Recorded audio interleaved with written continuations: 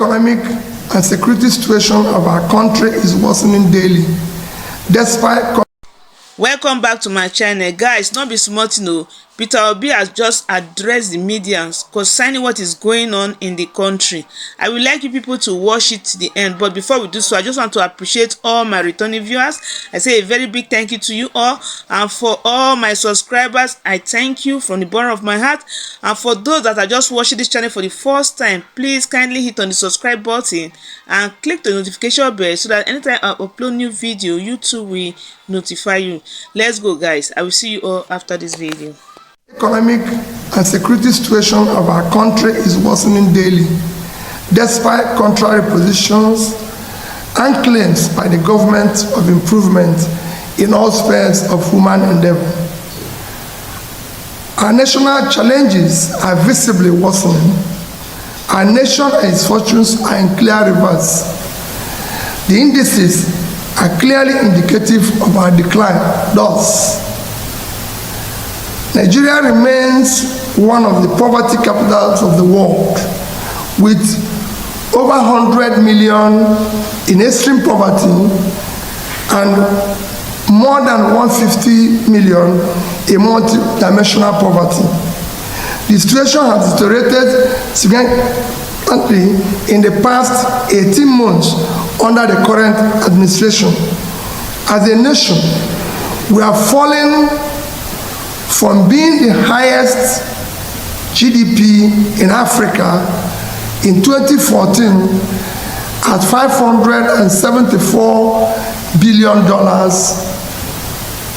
and per capita of about $3,500 to now ranking the fourth with a GDP less than 50% of what we were a decade ago, about 200 billion, with per capita less than a third, about 1,000.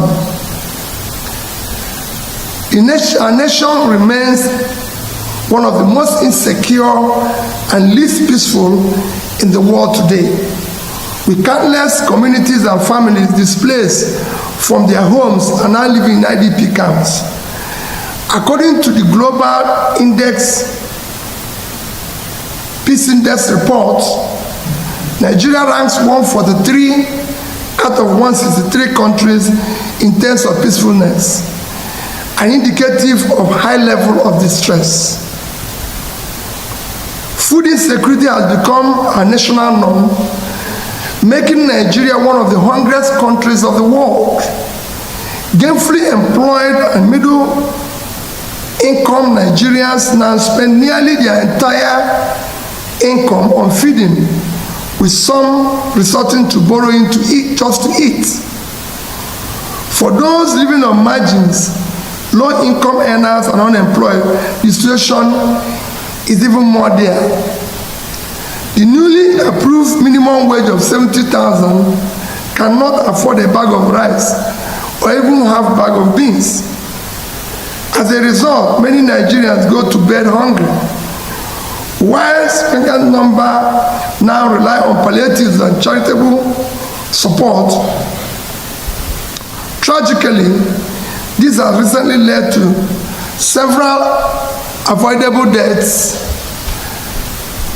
Nigeria in 2024 hunger index is ranked 110 out of 127 countries measured, reflecting a critical level of hunger and food insecurity. We have earned the dubious distinction of being one of the countries with the largest number of people without access to electricity. In 2024, despite the abysmal and unacceptable power generation and distribution, the frequency of national grid collapse increased significantly. The frequency of national grid collapse increased, where we have almost 12 times in 12 months.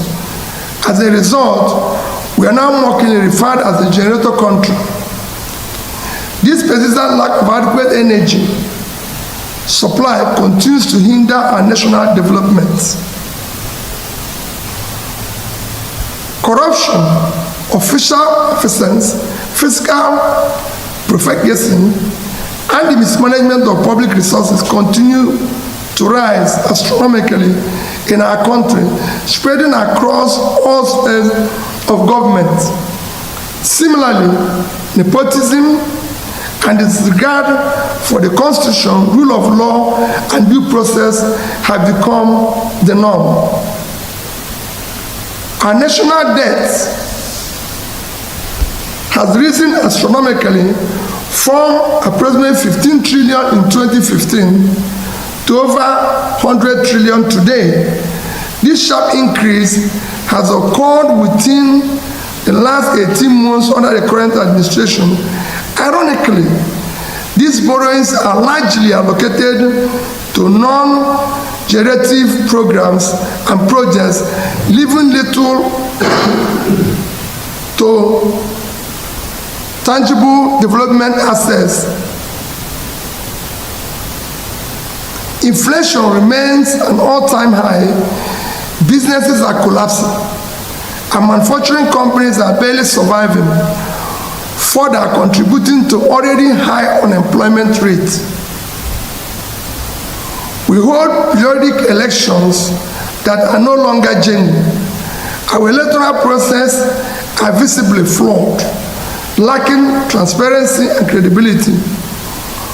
Although Nigeria is a democratic country, the electoral process falls far below acceptable standards, with the people's vote often not counted.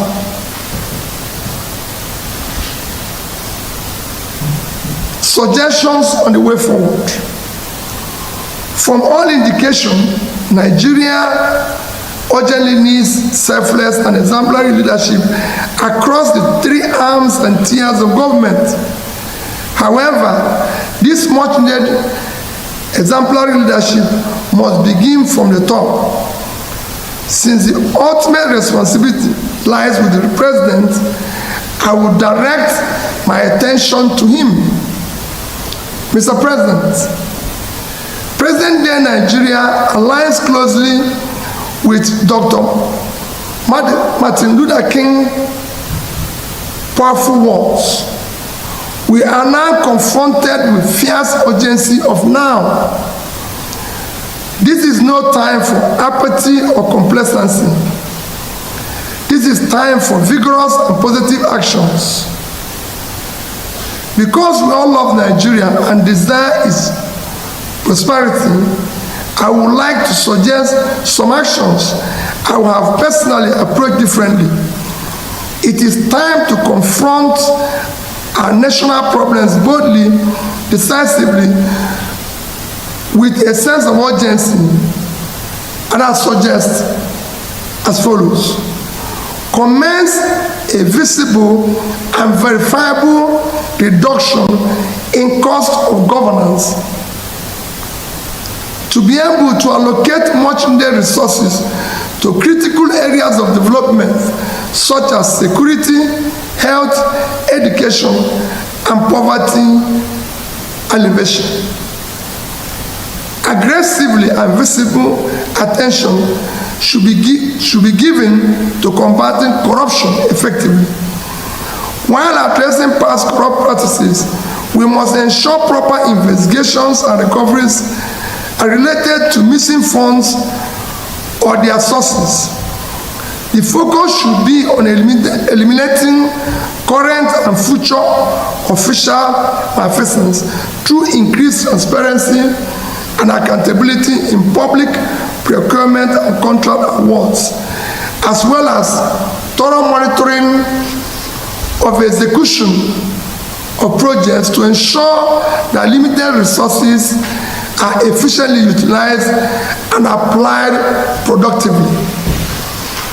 All future borrowings must be tied to regenerative investment and visible productive assets that will benefit the nation. This will ensure both productivity and ability to service and amortize such loans, rather than continue the current practice of accumulating massive debt with no tangible returns, which places undue strain on future development revenues. Mr. President, out of approximately 580 days you have been in office, it is reported that you have spent about 30% or around 180 days on more than 30 publicly recorded trips overseas. My appeal is that you dedicate 20% of 2025, roughly 72 days, to visit each of the 36 states for 2 days each. As a president, such visit will give you opportunity to better understand their economic and security situations across the country.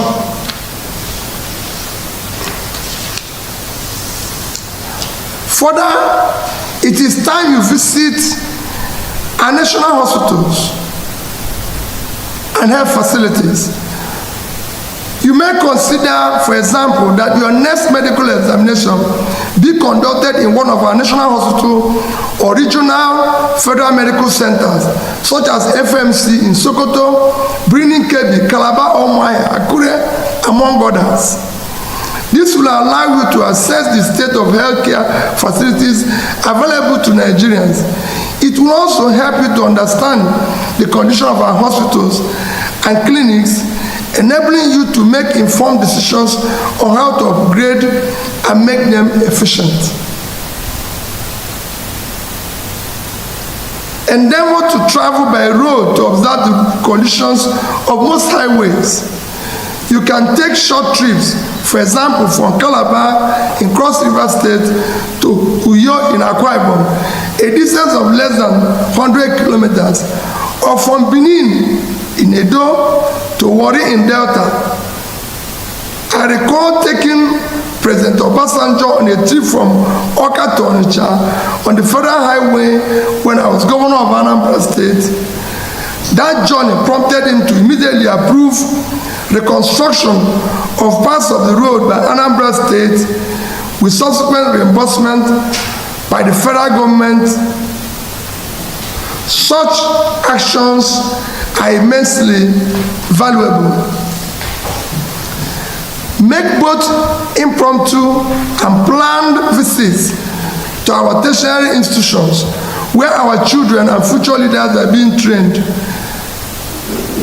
This is essential to familiarize yourself with the available infrastructure, facilities, and amenities.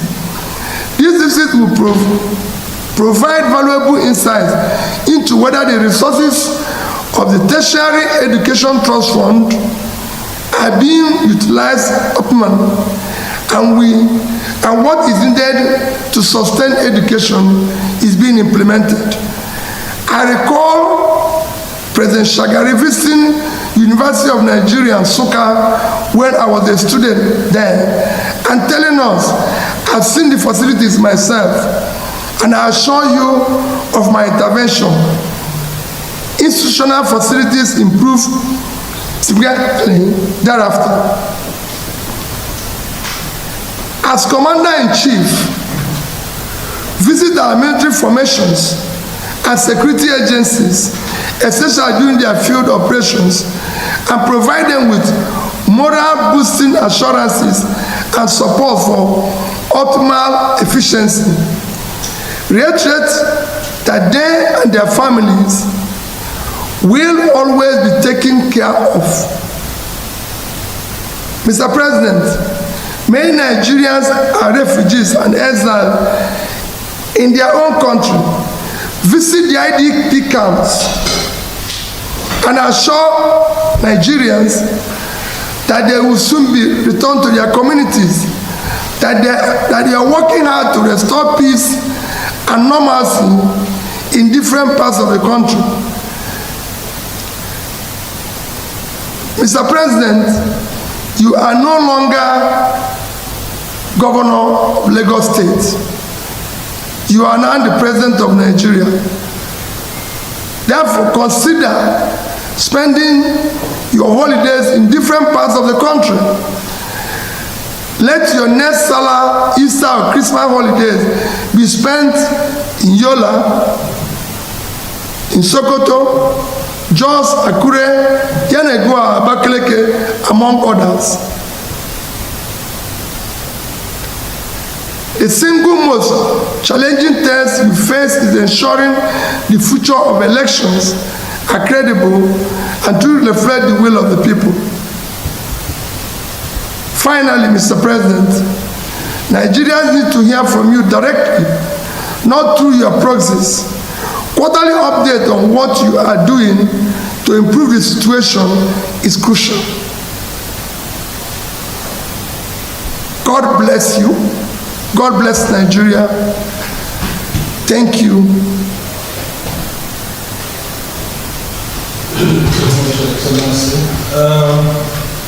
I want to ask you some questions, yes, and summarize news.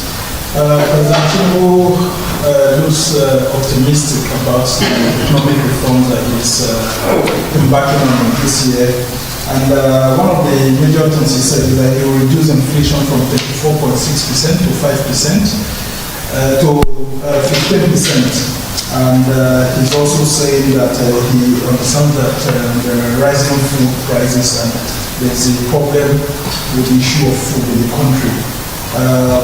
What can you say about that? Because he has also said that the economy under him has gained foreign trade surpluses under him, and that the price of petrol is beginning to go down after the regulation. Those are the successes recorded according to him last year. So, but going into 2025 is so optimistic. Do you share his optimism that we can reduce the inflation rate to 15%? And how do you think we can tackle the issues of hunger and food security? Well, you know, it's not this is not the first time he's coming out with such optimism. The reality of it is that while we do not expect 100% result, we want to see 100% effort. It's something you can say, for example, we're reducing cost of governance. People need to see it. People need to feel it. You know, I'll wait and see how the inflation will come down from 34 to 15%. Because the main driver of inflation, as you know, is food. On the sea rice, coming down from 100 to about 50. Beans, coming down, all coming down below the minimum wage. Then we can begin to say yes. So it is not something you say. It is what you do and what people feel. Governance is about the feeling of the people, not you.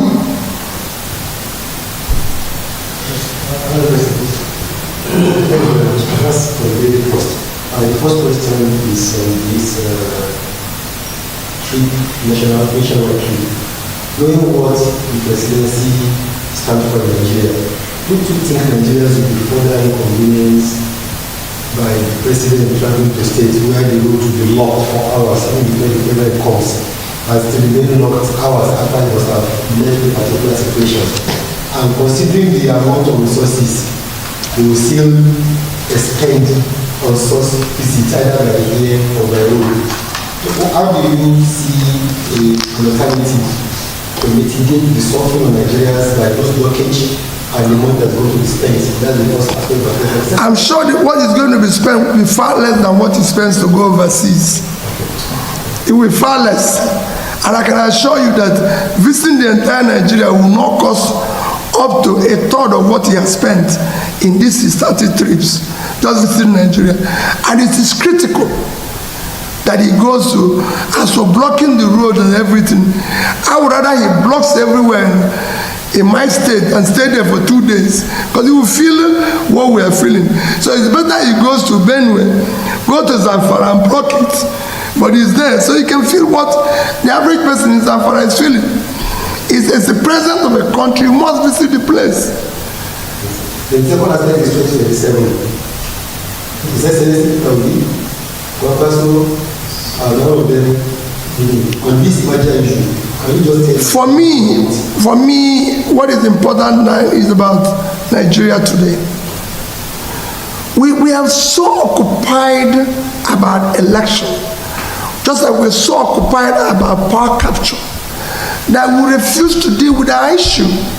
We have people who are dying because of a bags of rice, half bag of beans. People are dying. We've just lost several people. I was in IDP camp yesterday. I was in hospital yesterday, where we don't have basic things. I'm talking about 2027. That's not what I'm preoccupied with. I'm not preoccupied by what I said, the urgency of today. Let people put food on their table. Let there be medical care in our primary health care. Okay, lastly, His Excellency, barely 1 year after the 2023 elections, the third force is dismantled, and there is no effective governance without opposition, a strong opposition in the country. And with the way things are going, do you think Nigeria is having a headway? And how do you think any person from the opposition, even where you have the brain, the intellectual, the ability, even in your common, to play out all the things in government, how can you emerge as a leader of the country? Secondly, the arrest of Valentino. What does this have to do with our democracy? Don't you think it will affect the democracy in Nigeria? Well, I don't want to. I want us to sit down one of these days and talk about the opposition and how the opposition will be effective. Our democracy is faulty. It wasn't designed to support the opposition. Oppositions here are actually in difficulty. If I tell you what I face, what I go through, what my family go through, you wouldn't even believe I will still be standing and going around this country. But I've made up my mind that if this is the end, so be it. Because we can't allow the country. It is difficult to be in opposition in this country. Extremely difficult. Because everything is against you. People don't even want to see you. They don't even want to talk to you. I see colleagues that greet them at the airport, they don't even want to reply because they feel they don't want the government of the day to see you or see them greeting you. Your businesses, everything you're involved is being dismantled. That is not a country. We need to show more commitment to the future of our country. None of us is going to live here forever. So we must build a better society for our children. And to build it, some of us will take risk. That is part of what Dele and Co. also going through. And not just him, every person, even the oppositions, the local government level, at state level, everywhere, are going through that. So for me, we are actually doing a lot if we are doing everything on our own. All right, lastly, for me, Your Excellency, those two things. We've seen you and the former Vice President Atiku Abubakar going around having a series of meetings. People are optimistic that maybe something in form of a merger or so will come out of this. And then, lastly, President Tinubu insists that his tax reforms must go on, and the tax reform bills are here to stay in his last presidential media chat. Despite that, governors are saying that there should be more consultation and other leaders of the country, while the former Senate President is saying that there's serious hunger, and Ndume is saying that some traditional rulers should not just take the content of the tax reform bills just by face value. What will you advise on this? Well, on issue of tax, there's a lot of stories. I've said it, everybody knows my stand on it. There should be very wide and detailed consultation. It should be widely and publicly debated. There's government have consistently maintained that our tax to GDP, tax to this is very low. You've seen it every day. And I said it's wrong. Tax is a function of productivity. The country is unproductive. So are you going to tax 100 million Nigerians that are living in extreme poverty? Are you going to tax those people I saw in IDP camps yesterday? Are you going to tax the factories that are shut down in Kano? Go to Bompai, go to Shradan 1, Shradan 2. Where are you going to tax? You tax is a function of productivity. When the country is productive, people are gainfully employed, then you can tax them. And we can generate more tax. What we need now is to reflect the country, make it productive, and then we can talk about generating more revenue. Thank you. Then talk on the merger. On the issue of the merger, like you said, let me assure you, what is on the table now is that everybody who means well should come together to get the country to work. There's a lot of, call it, lies. There's a lot of propaganda. There's a lot of, trying to, bamboozle the people going on here and there, which has to stop. Let's build this country. Let me say it again. None of us is going to be here forever. Those who did it yesterday are no longer here. But if you look at the country, it's collapsing every day. I saw 1,500 kids yesterday, not in school. And I did ask 3 of them, do you want to go to school? They say yes. What are we doing? Welcome back, guys. What did you see about this issue? Keep your comments in the comment section, like and share this video, and please don't forget to hit on the subscribe button. See you on my next video. Bye and God bless.